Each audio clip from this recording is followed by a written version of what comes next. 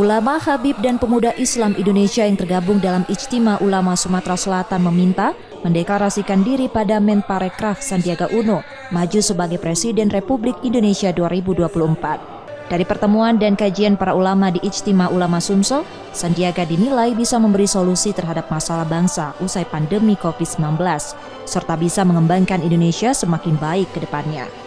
Ijtima Ulama dan Pemuda Islam Indonesia Sumsel menyebut, Sandiaga memiliki kriteria kepemimpinan seperti religius dan memuliakan ulama, karismatik, dekat dengan semua elemen bangsa, serta memiliki jiwa nasionalisme. Paling penting kita melihat sosok Pak Sandiaga ini adalah sosok yang nasionalis, yang memiliki komitmen tinggi terhadap tanggung jawab kebangsaan, tanggung jawab kenegaraan, dan juga tanggung jawab keumatan. Ini penting untuk memimpin Indonesia ke depan. Dan yang lebih penting lagi, kita bisa melihat Pak Sandiaga ini adalah sosok yang kita lihat cukup cerdas, ya, smart. Kita melihat beliau memiliki kecakapan, kecerdasan, tidak hanya kecerdasan intelektual, kecerdasan spiritual, juga kecerdasan emosional. Selama ini kita melihat Pak Sandiaga memiliki kemampuan dalam memimpin perusahaan tidak hanya skala nasional, saya kira, ya.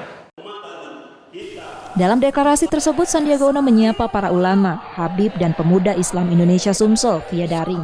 Sandiaga mengucapkan selamat menunaikan ibadah Ramadan pada yang hadir. Tim Liputan Kompas TV, Palembang, Sumatera Selatan.